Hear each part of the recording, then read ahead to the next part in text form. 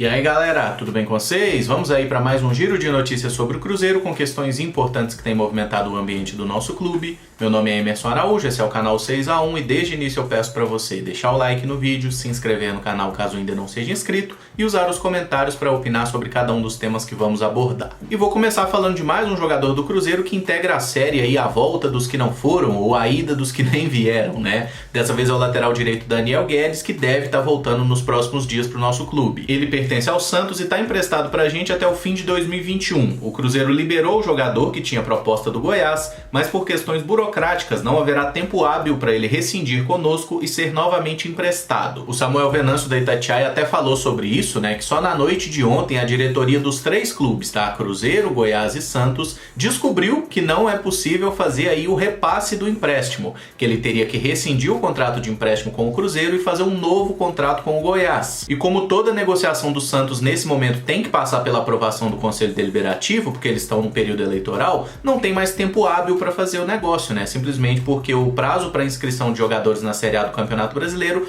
termina na próxima sexta-feira. Então até chamar o Conselho, dar aquele tempo para a votação desse possível novo empréstimo do Daniel Guedes, não tem mais como. Então nesse momento o mais provável é que o Daniel Guedes retorne ao Cruzeiro e cumpra o seu contrato. Não sei se vai ficar até o fim do contrato em dezembro do ano que vem, mas pelo menos até o final da Série B ele deve ficar. E eu acho que esse é um daqueles males que vem para bem, porque ainda que o Daniel Guedes tenha um salário relativamente alto, perto do teto do Cruzeiro, ele é uma peça bem útil no elenco. Hoje o titular é o Cáceres na lateral direita, mas o Daniel Guedes é um bom reserva por ali e pode também jogar na lateral esquerda. Então eu acho que ele é um jogador que pode sim nos ajudar nessa reta final de Série B. O que gera incômodo é que a saída do Guedes foi noticiada tem mais de uma semana, né? Inclusive semana passada ele se despediu do Cruzeiro em rede social e não sei o que, agradeceu pela rápida passagem no clube e agora descobriram magicamente, né? Isso mostra que a incompetência nos departamentos de futebol não é apenas no Cruzeiro, mas pelo menos também em Goiás e Santos, porque os caras não conhecem política de contratação, não conhecem uma burocracia simples. E obviamente dava tempo de ter feito todo esse trâmite, né? Por exemplo, ontem o Conselho do Santos se reuniu, então se os clubes tivessem feito esse acordo e conhecessem as regras antes, ontem poderia ter sido votada essa possibilidade de empréstimo,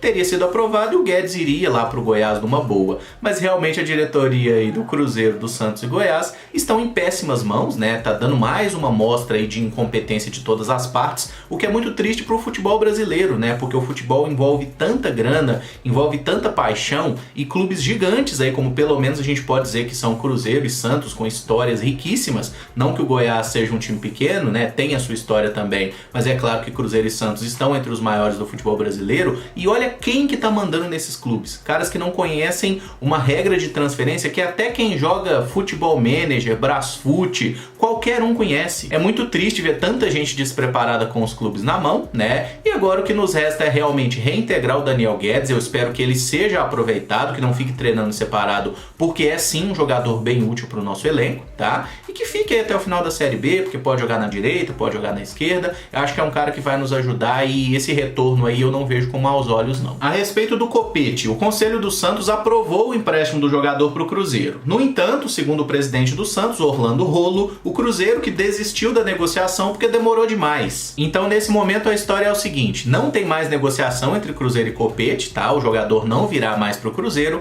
mas se porventura o Cruzeiro mudar de ideia de novo e quiser contar com o Copete, nas condições que foram propostas, empréstimo até o final da Série B, com o Cruzeiro pagando metade do salário, o Santos aceitou e libera o jogador. Então, se o Cruzeiro quiser o Copete amanhã, o Copete pode vir pro Cruzeiro sim, o Santos já liberou. E aí eu puxo outra informação: o Ceará tá interessado no Arthur Kaique, mas segundo notícia lá do Globoesporte.com, o empresário do jogador Edson Neto descartou a possibilidade de saída e ele vai continuar no Cruzeiro. Hoje o Arthur Kaique tá emprestado até o final da Série B e por mais que seja um jogador que não tá produzindo aquilo que a gente esperava com a camisa do Cruzeiro, eu não gostaria que ele saísse, tá? Eu acho que é um cara que pode melhorar, pode nos ajudar nessa reta final de Série B, especialmente sob o comando do Filipão, né? Porque desde que o Filipão chegou, o Arthur Kaique fez o gol da vitória contra o Operário e saiu lesionado naquele início do segundo jogo que foi contra o Náutico. Então eu acho que ele pode fazer mais sob essa nova direção. Ele tá recuperado de lesão, inclusive deve ser relacionado com chance de ser titular na sexta-feira no jogo contra o Figueirense, tá? E como o Cruzeiro tem aí, além do Arthur Arthur Kaique, o Potker, tem o Ayrton e tem o Wellington, que entrou bem no último jogo, fez gol e tudo mais, tá com moral, eu acabo achando que a contratação do Copete se torna de fato desnecessária, a menos que o Cruzeiro queira utilizá-lo na lateral esquerda. Mas eu não tiraria o Matheus Pereira do time para colocar o Copete, tá? Embora ele me pareça ser um jogador defensivamente mais seguro que o Patrick Bray, que apoia bem e marca muito mal, e o Giovanni Palmieri parece não fazer parte dos planos, inclusive não deve ficar no Cruzeiro. E uma outra posição onde o Copete poderia ser aproveitado é como centroavante, mas nessa função especificamente, o Cruzeiro já tem muita gente. Tem o Marcelo Moreno, tem o Sassá, tem o Zé Eduardo, que tá aí treinando separado, tem o Thiago, o Sobis pode jogar por ali. Então é mais uma posição que, mesmo que os jogadores não estejam brilhando, a gente já tem excesso de alternativas. E falando em uma delas, o Marcelo Moreno fez gol nos 2 jogos recentes da Bolívia pelas eliminatórias, contra Equador e Paraguai. Com isso, ele se tornou o maior artilheiro da história da seleção boliviana, com 21 gols marcados. É um feito super relevante e histórico para o jogador, sem dúvida nenhuma, né? Deve ser uma alegria muito grande o cara saber que é o maior artilheiro, é o cara que mais fez gol pelo seu país, então certamente o Moreno está muito feliz. O que gera certo incômodo na gente é que o Moreno jogou 3 partidas pelas eliminatórias aí com a Bolívia e marcou 3 gols. E no ano todo de 2020 ele tem 3 gols pelo Cruzeiro, mas em 22 jogos. O gol de ontem, inclusive, foi bem bonito, né? Uma batida ali da entrada da área, e tá na hora do Marcelo Moreno transportar essa boa fase aqui pro Cruzeiro. A gente tá precisando dos gols dele, que até agora não tem aparecido, né? Mas eu confesso que eu tô tentando analisar essa situação do Moreno de forma otimista, confesso, mas fazendo um paralelo com o retorno do Wagner Love pro Corinthians lá em 2015. Naquela oportunidade, o Love estava muito mal no primeiro semestre e até julho ele jogou 30 partidas e marcou 5 gols, estava apanhando da bola. De agosto em diante, ele recuperou a parte física e meteu 11 gols em 20 partidas no Brasileiro, sendo campeão e arrumando até uma transferência pro Mônaco. Reitero, é uma projeção otimista da minha parte que o Marcelo Moreno vá recuperar o seu melhor futebol nessa segunda parte aí de Série B. Mas a gente já viu isso acontecer com outros jogadores e já vi relatos também de caras falando que quando o camarada joga alguns anos na China, ele perde alguma coisa da competitividade, ele fica meio lerdão ali no meio dos jogos, e a gente tem visto isso no Marcelo Moreno. Quem sabe aí nessa reta final de temporada ele não vire um jogador essencial como foi em 2014, né, que ele também cresceu muito de desempenho no decorrer da temporada, e faça gols importantes aí para nos ajudar, primeiramente a fugir de qualquer risco de rebaixamento e depois pra gente tentar também o acesso, que não tem como deixar de ser o objetivo do Cruzeiro na temporada. O time parece ter dado uma encorpada aí desde a chegada do Filipão. O Filipão já mostrou que confia no Moreno e eu não duvido dele. É um cara que eu gosto muito, torço pelo sucesso dele, já mostrou no Cruzeiro que é um bom atacante, e com a idade que ele tem hoje, 33 anos, não é uma idade que o cara não tem mais condição de jogar futebol em alto nível, tá? Eu acho que ele ainda tem lenha pra queimar e torço muito para que ele consiga, nesse segundo turno de Brasileiro, meter muito gol com a gente aí, porque quem vai ganhar com isso é o Cruzeiro. O All Sport noticia que o Cruzeiro está negociando a rescisão contratual com o meia Marquinhos Gabriel. O atleta não quer ficar no clube e está abrindo mão de uma parte do que teria a receber até o fim do vínculo, em dezembro de 2021. Tomara que seja um término realmente amigável. O Marquinhos Gabriel não quer ficar no Cruzeiro, o Cruzeiro não quer o Marquinhos Gabriel aqui, a torcida odeia ele, então é uma antipatia mútua de todas as partes aí, e o melhor é realmente que o atleta resolva a sua vida, vai jogar em outro lugar. Só que o Cruzeiro tem bastante coisa atrasada com ele, inclusive da temporada passada, e tem que achar uma forma aí de fazer um acordo legal. E o jogador também tem que abrir mão do que teria a receber nesse último ano de vínculo. O empresário do Marquinhos, Marcos Casseb, disse que o atleta ficou chateado porque o Cruzeiro queria pagar para ele dentro do teto de 150 mil, mas está contratando jogadores agora pagando acima do teto, e o atleta não aceita essa condição. E de fato isso é uma incoerência da diretoria do Cruzeiro. Você fica falando o ano todo que o teto é de 150 mil e agora está contratando jogadores para pagar acima disso.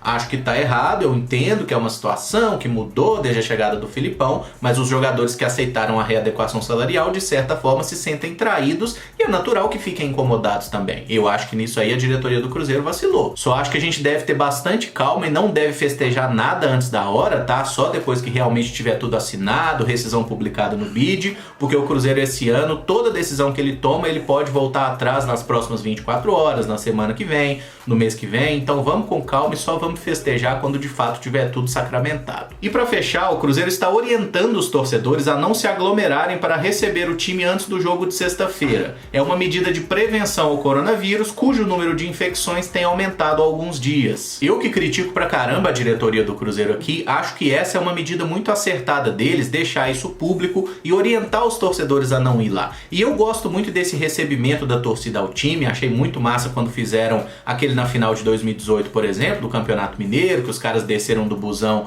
e tiveram um contato ali com a torcida, e depois a gente ainda ganha o jogo e fica com a taça, mas nada disso vale num contexto de pandemia, até porque hoje o torcedor que vai lá para receber o time, para fazer a festa, ele só tá se colocando em risco de uma forma gratuita, até porque, vamos lá, vamos pensar de forma racional. O time chega no estádio normalmente 1-2 horas antes da partida. Beleza, o jogador chega, a torcida faz a festa, ele entra pra dentro do Mineirão. Não tem uma alma viva lá, exceto as pessoas que estão diretamente trabalhando no jogo. Aí os caras vão pro aquecimento, troca ideia no vestiário, sobe pra aquecer no campo e tudo mais. Até a hora que o jogo começa, vocês acham que alguém ainda tá pensando no torcedor que recebeu ele há 2 horas atrás? E no campo, efetivamente, não tem a torcida lá pra dar aquele suporte, tá? Então eu realmente acho que isso aí é um risco desnecessário. Se eu pudesse orientar alguém, eu daria a dica pra não ir, porque você tá se colocando em risco de graça. Não sou pai de ninguém, cada um faz o que quiser. E acho que quem tenta puxar isso pro lado político não tem nada a ver, é uma questão de saúde mesmo, e acho que muita gente já morreu no nosso país por causa desse negócio aí, e todo cuidado que a gente puder tomar nesse momento é válido. E esse vídeo fica por aqui. Se você gostou, eu peço que deixe o like, se inscreva no canal caso ainda não seja inscrito e use os comentários para opinar sobre cada um dos temas abordados. Muito obrigado por acompanhar, um abraço e até o próximo vídeo. Valeu!